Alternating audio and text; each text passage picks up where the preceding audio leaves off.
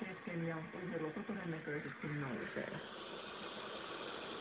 Hakukoneyhtiö Google on ottanut kantaa musiikin ja elokuvien laitonta lataamista vastaan. Google aikoo muokata hakutuloksiaan niin, että piraattisivustot jäävät tuloksissa nykyistä alemmaksi. Näin Google pyrkii vähentämään laittomaan lataukseen houkuttelevia linkkejä ja vaikeuttamaan sivustojen löytämistä. Ele on Googlelta kädenojennus Hollywoodin elokuvatuotannolle ja levyyhtiöille.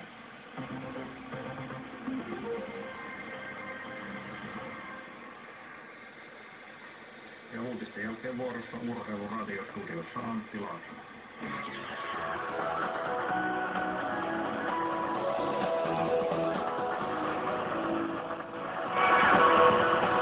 Lontoon olympialaisten perjantai-illassa ratkottiin jälleen useiden kultaisten mitalien kohtalo.